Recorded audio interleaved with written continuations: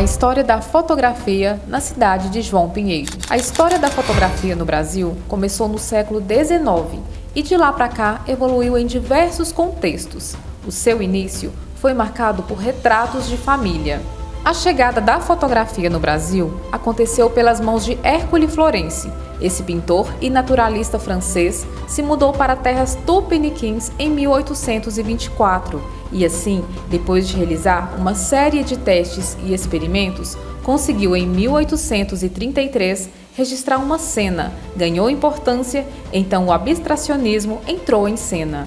Os primeiros fotógrafos brasileiros foram Hercule Florence e Dom Pedro II. O primeiro, apesar de não ser brasileiro, recebeu o título por residir há muito tempo no Brasil e por exercer um papel fundamental na história da fotografia no Brasil.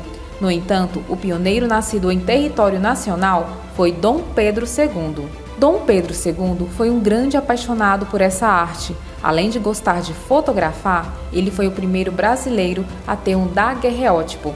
O seu interesse era tão grande pelo tema que ele incentivava que outras pessoas começassem a fotografar e as patrocinava. Até o fim do século XIX, a fotografia tinha como principal função documentar. Já no começo do século XX, a sua função como arte começou a ser discutida e ganhou intensidade na década de 1940. Em seguida, as fotos começaram a ser expostas em museus, o que aconteceu na década de 1960, e na posterior, o trabalho em foto ganhou um ar mais plural, visto que as produções mesclavam tanto a fotografia como o documento, como também arte e experimentação. Em nosso município também não foi diferente. No século passado também surgiu vários fotógrafos que foram pioneiros na arte de tirar retratos.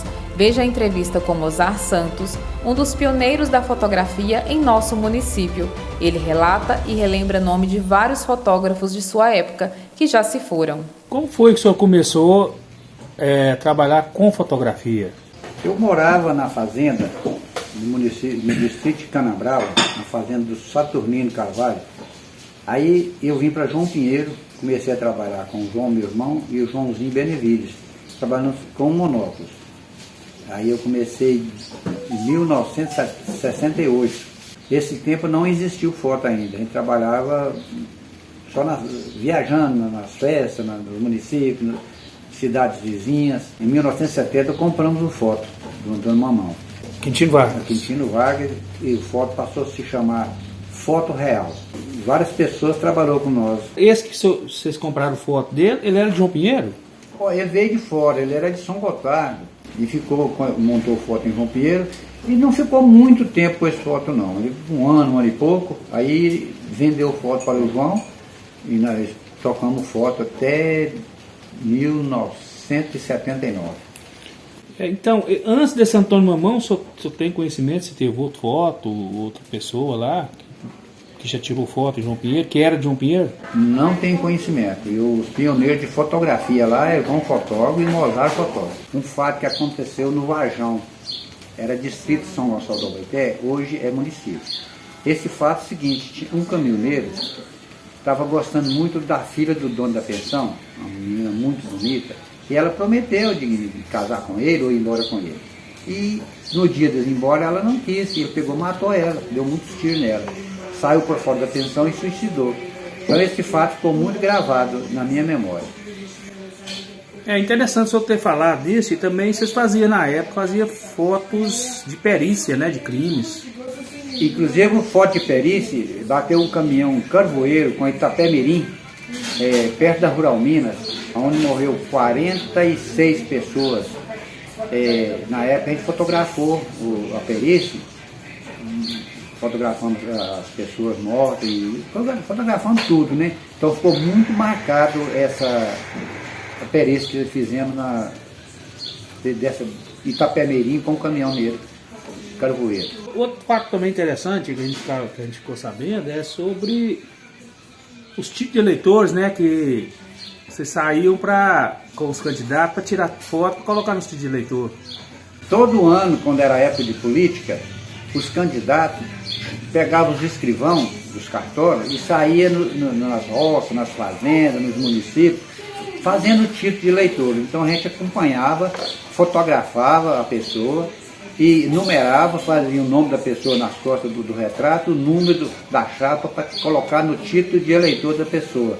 Então todo ano a gente fazia essa manobra com os candidatos à política. Para facilitar para a justiça, eles iam lá no local, tirava a foto, ajudava, fazia o título da pessoa ali, né? Facilitava, porque buscar a pessoa lá na fazenda, no distrito, para vir em João Pinheiro, para fazer o título de eleitor, ficava sempre mais difícil, né?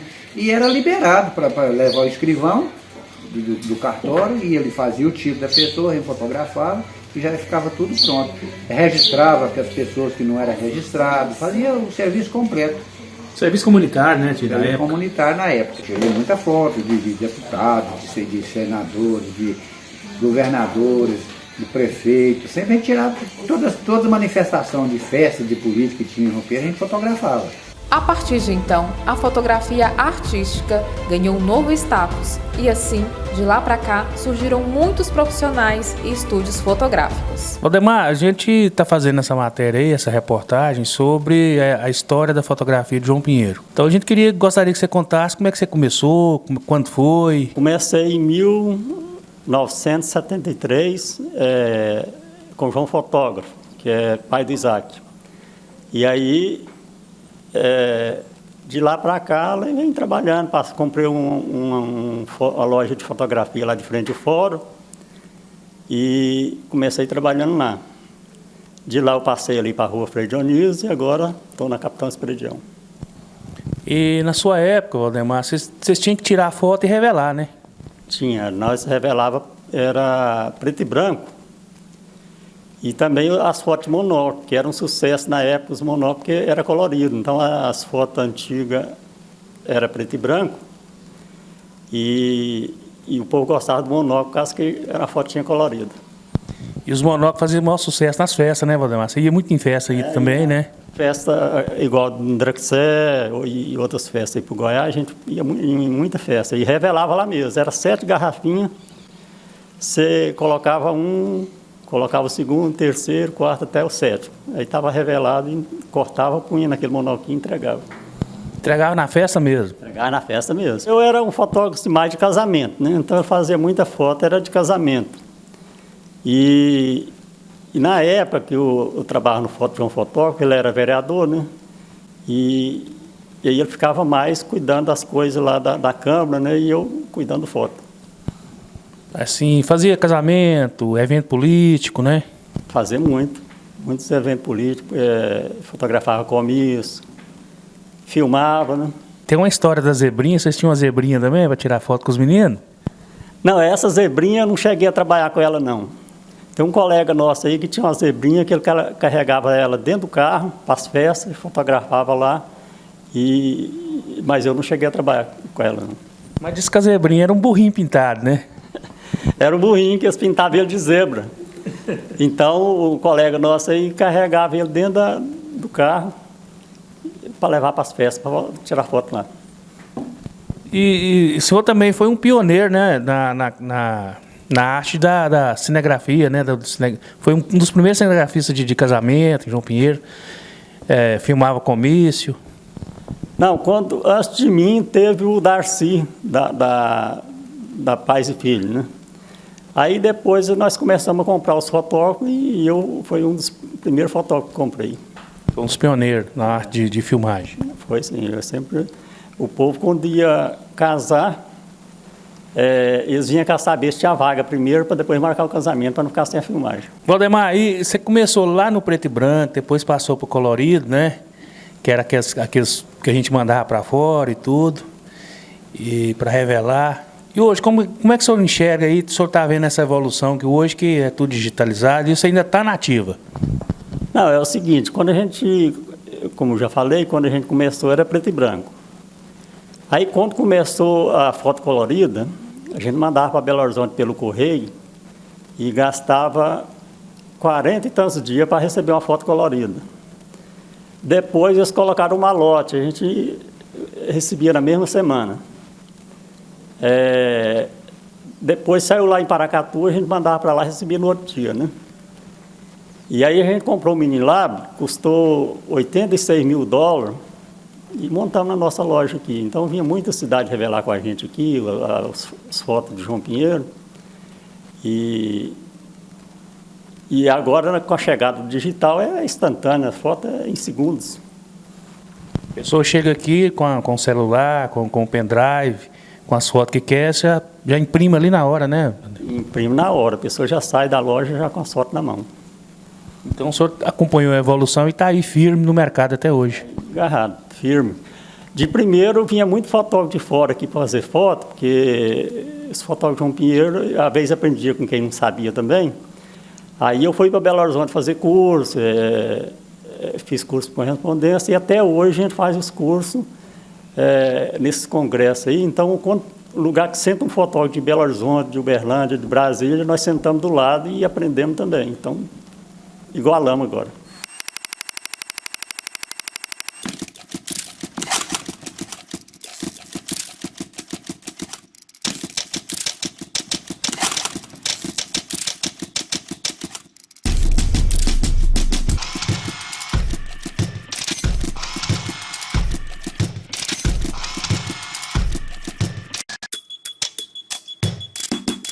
Antônio, nós estamos fazendo uma entrevista com o senhor hoje sobre a história da fotografia em João Pinheiro. O senhor faz parte, né?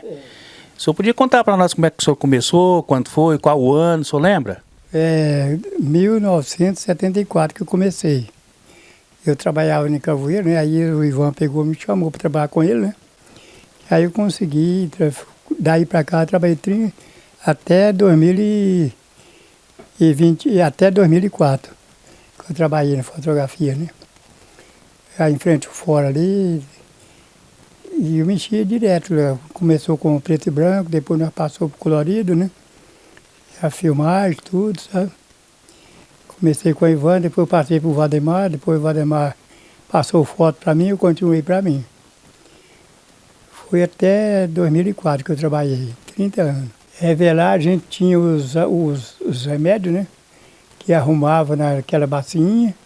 E aí a gente ia no ampliador, copiava a foto, passava para a revelação, revelava, depois passava para o fixador, né? Para poder vir a imagem, sabe? Aí depois que a gente punha para secar naquela máquina de secar. A gente tirava a foto, né? Revelava o negativo, e aí ó, que secava o negativo que a gente ia para o ampliador, né? Para poder fazer as fotos, sabe? A gente fazia primeiro a foto e punha no revelador, revelava, depois passava o fixador, lavava e punha para secar. A gente teve uma vidinha boa, que todo mundo parece que tinha amizade com a gente, né? Tinha uma freguesinha boa, graças a Deus. Mas era bom demais. Tirar retrato de criança, as mães iam dar banho nas crianças, me chamava a gente, poder ir tirar retrato das crianças tomando banho, sabe? Álbum de casamento, tudo a gente fazia. Era bom demais, viu? Falando sobre os filmes. Então, aí sobre os filmes. Antigamente era preto e branco e colorido. Era quantas poses e o que acontecia? Tinha o preto e branco, tem aquele para fazer a foto, coisa era de 12 chapas, né? E tinha o outro filme que era colorido, ele era de 36 chapas, sabe? A gente tirava ele era fininho, pequenininho, só que a gente fazia os coloridinhos e mandava Belo Horizonte para revelar. Preto e branco nós fazíamos tudo aqui, sabe? Mas era 12 e 36, né? E tinha o de 12 também, pequeno, sabe? Aquele filminho colorido, né? Essa aqui, ó, é que entregava na hora. A máquina Polaroid, né? Ela entregava na hora, sabe? Aqueles 3x4. A gente ia para o Direct-Fé, ia para todo lado, Lagoa Grande, tirava as fotos lá na hora, lá, sabe? O monóculo, né? Entregava, né? Era bom demais, nossa. Nesse contexto, devemos destacar a evolução também dos equipamentos, como máquinas digital e de técnicas como a granulação, ângulos inéditos, sem falar nos softwares de edições. Entrei nesse mundo da fotografia no ano de 2001, na cidade de João Pinheiro, no estúdio da cidade, que até hoje eles trabalham bastante. E de lá para cá muita coisa aconteceu. né? Nesse meio tempo eu aprendi a fazer filmagem, aprendi a fazer fotografia, aprendi a fazer revelação de fotos, né? Há um tempo atrás e tinha muito ainda aquele tipo de revelação de filme. Com o tempo foi diminuindo. Hoje raramente se vê. Essa geração, principalmente, aí, alguns deles nem conhecem, né, a revelação de filme. E hoje em dia evoluiu muito, né? Eu comecei em 2008 a trabalhar para mim mesmo, em Lagoa Grande, fotografando todo tipo de evento e todo tipo de ensaio. Hoje eu me especializei um pouco na área de casamentos, né? Mas ainda a gente atende 15 anos, gestante, infantil. Hoje voltando a morar em João Pinheiro. E a fotografia proporciona para a gente muitos momentos bacanas, né? E é muito interessante quando a gente vê, eu no meu caso aí, já fotografei meninos de 15 anos e hoje já estão casando, né? Então, assim, é algo assim, muito gratificante para nós. Então, você tem toda essa história aí, você ainda pegou a fase da revelação, né? E hoje a gente vê que tem celulares aí também que faz boas fotos, né? Foi uma transição no seu início. E como que você vê hoje essa modernidade do digital? Mudou alguma coisa? A forma de trabalho, a forma de agir do fotógrafo? A evolução, né, não só na fotografia, mas na tecnologia em si, ela não para de crescer, não para de aumentar. E se a gente não acompanhar essa evolução, a gente fica para trás, né? Hoje em dia a ascensão dos celulares ali está muito grande. Eu costumo dizer que se a pessoa tiver uma iluminação boa, tanto com uma câmera fotográfica ou quanto com o celular, ela vai conseguir aí uma ótima imagem. O que assim ainda mantém nós fotógrafos na ativa, trabalhando e sobrevivendo da fotografia, eu acredito que é a especialização, né, na nossa área e é esse acompanhamento aí das tendências da tecnologia. Ainda continua o fotógrafo pelo talento de captar aquela imagem na hora certa, ali, de você criar ali um cenário, alguma coisa diferente do que a pessoa, o amador, está fazendo. Não é isso? Sim, sem dúvidas nenhuma, né, o olhar ele conta muito na hora de executar a fotografia, né? Tanto que quem já tem o dom e quem já tem o treinamento, né, se pegar um celular aí com resolução razoavelmente boa, e se pegar uma câmera e a mesma pessoa fazer a mesma foto, né, dificilmente vai ver uma diferença, né, nas imagens, né? Então, assim, um diferencial grande que ainda se mantém é o olhar peculiar de cada fotógrafo. E já aconteceu algum fato inusitado, quando você estava, por exemplo, fazendo um casamento, fazendo um 15 anos, alguma coisa assim que marcou? Um acontecimento assim meio inusitado que aconteceu já comigo, acredito que também já aconteceu com alguns profissionais, foi dar aquele tropeçãozinho na hora da cerimônia, no arranjo, né? No meu caso não chegou a cair. Teve um outro caso também que eu dei uma pisadinha no véu da noiva e o véu soltou, né? Então foi assim, um negócio que acaba que deixa a gente um pouco constrangido, né? Mas ao mesmo tempo alerta para a gente ter mais atenção para não acontecer de novo. Uma dica para quem pretende começar na fotografia, pretende iniciar, né? Sem dúvidas nenhuma precisa saber a teoria, né? Mas a prática ela conta muito. O treinamento do olhar ele conta muito. Então às vezes a pessoa não tem uma máquina profissional, mas com o seu próprio celular, né, pode já aperfeiçoando o olhar. E com isso daí, assim que conseguir pegar um equipamento profissional, né, já vai ter um olhar mais aguçado, conseguindo assim uma fotografia muito bonita. E antes de tudo, né, antes de querer, tem que gostar muito, porque principalmente quem é da área de eventos sabe que a gente trabalha na maioria das vezes a semana toda, tratando as fotos e aos finais de semana também, né? E no meu caso aí tem casamentos que a gente começa de manhã e termina bem tarde da noite. No passado recente, né, no passado não tão distante, mas recente, a gente tinha que revelar, certo? Você tirava a fotografia, você pegava o filme, fazia o negativo, revelava, né, fazia o negativo e fazia as cópias. Hoje, como é feito? Então, há um tempo atrás, né, num passado não tão distante, né, todas as fotos elas precisavam ser reveladas. Então, tinha ali aquele processo químico que passava pelo revelador, branqueador, fixador, estabilizador, né, para então conseguir de fato a fotografia no papel. Hoje ainda existem laboratórios que trabalham com essa tecnologia, que inclusive continua sendo a tecnologia com maior durabilidade, né? Porém, né, alguns outros laboratórios ou gráficas trabalham também com a impressão offset, né, que também tem uma qualidade muito boa, mas acredita-se ainda que a revelação química é a mais duradoura. E parece que a foto também fica mais bela, né? Fica com a tonalidade melhor, fica mais real, né? Com relação à revelação das fotos, né, no processo químico, ainda se existe o papel brilho e o papel fosco. E querendo ou não, né, particularmente eu gosto mais desse tipo de revelação, né, dá um brilho maior na foto, a gente percebe assim que tem mais qualidade, né? Talvez uma pessoa que não tem tanto conhecimento não vê tanta diferença, mas no fundo tem. Com o avanço da tecnologia dos celulares, né, muitas pessoas dizem que com o tempo a fotografia profissional pode acabar, né? Eu acredito que não, né, porque, igual a gente já comentou aqui, o olhar conta muito, né? Então, às vezes, assim, uma pessoa comum pode até tirar uma foto boa, mas um fotógrafo, né, vai conseguir mostrar ali através de cenas simples, locais comuns, né, momentos que acontecem no cotidiano, mostrar através do seu olhar ali uma fotografia totalmente diferente do que a maioria das pessoas enxerga.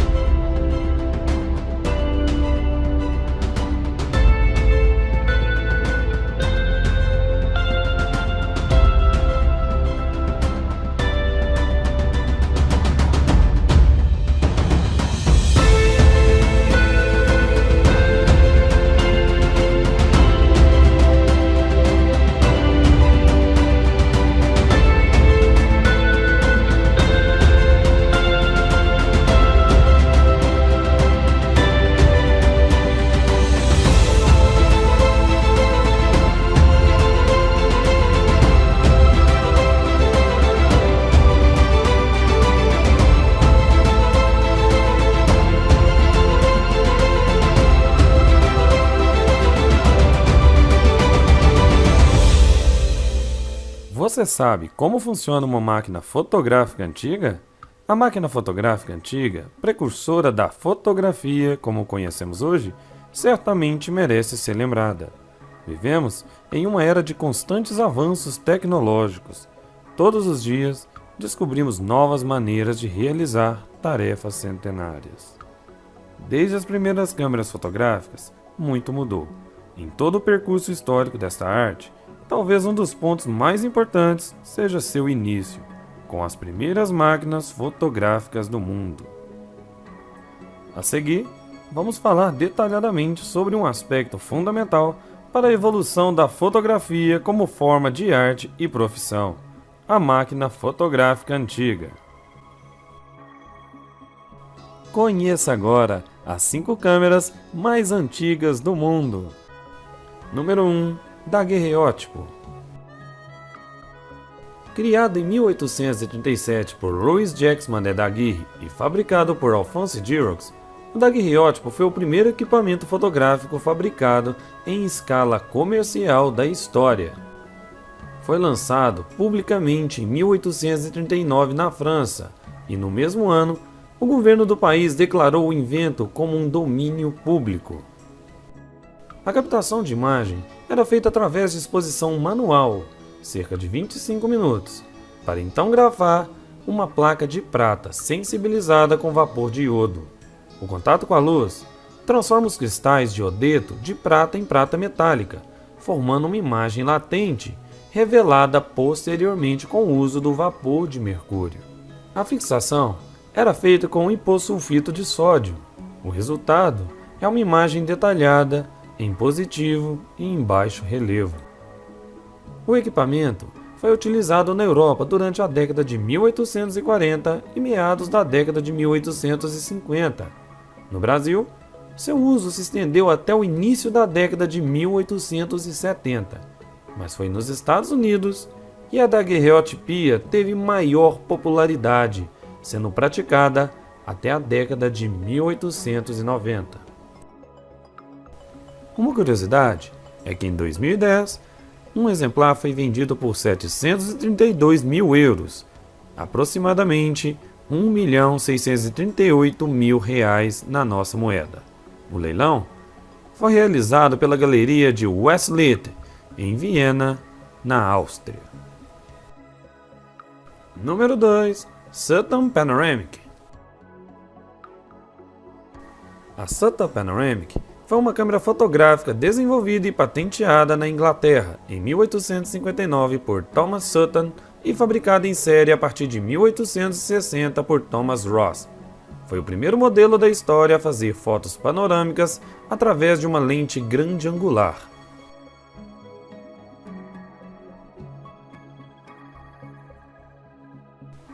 O corpo foi construído em madeira de mogno e a lente feita de uma esfera de vidro cheio de água, que projetava a imagem em uma placa de vidro curva. A câmera era capaz de capturar uma imagem até 120 graus. Em 1974, um exemplar da câmera foi arrematada em um leilão em Londres por aproximadamente $25 mil, o preço mais alto jamais pago por uma câmera até então. Em 2006, um modelo foi leiloado pela Christie's por 33.600 euros, o equivalente a $63.571. Número 3. Kodak No. 1. A Kodak foi criada em 1888 por George Eastman e foi lançada no mercado no ano seguinte. Ela foi a primeira câmera a utilizar o filme de rolo.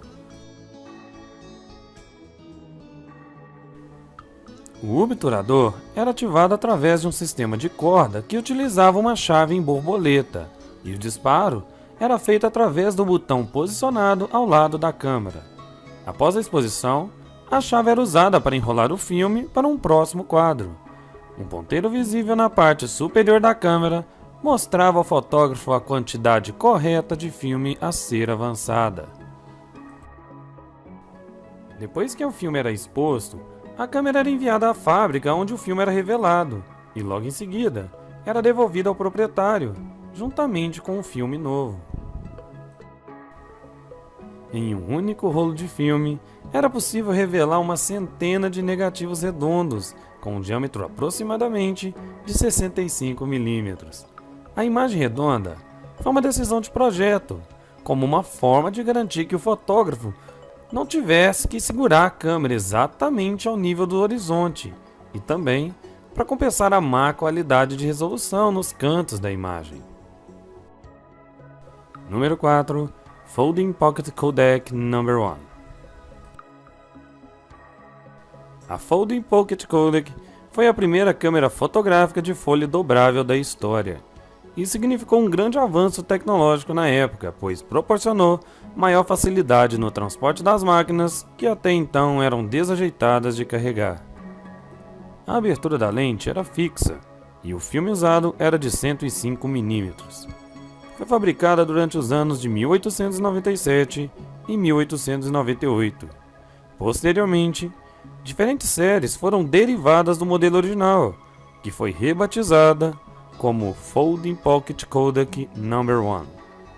O modelo possuía um suporte de metal na parte frontal da lente, permitindo apoiar a câmera no sentido vertical, como mostra o vídeo. Uma curiosidade é que a fácil mobilidade fez com que esse tipo de câmera fosse utilizada por militares em campos de batalha. Um exemplo, como a Folding Pocket Kodak No. 2, no modelo A, foi utilizada pelo tenente Manson durante a primeira expedição militar canadense à África do Sul no ano de 1899. Número 5. Mietsdreifarben.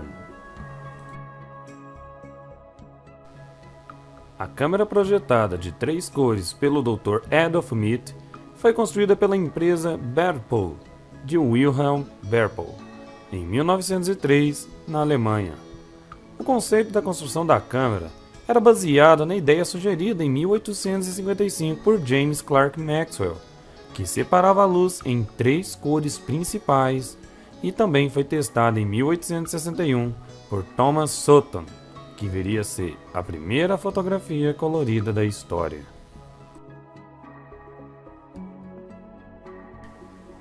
O modelo de Mieth tinha corpo construído em madeira de mogno, objetivo em sistema de Foley e era apoiada sobre um tripé. Para o registro, utilizava placas de vidro sensibilizadas que eram fixadas em um suporte especial, que deslizava através da câmera durante as exposições. Sobre cada filme, eram colocados filtros coloridos nas cores vermelho, verde e azul. Cada filtro de luz proporcionava negativos com tons de cinza em espectros de cores diferentes.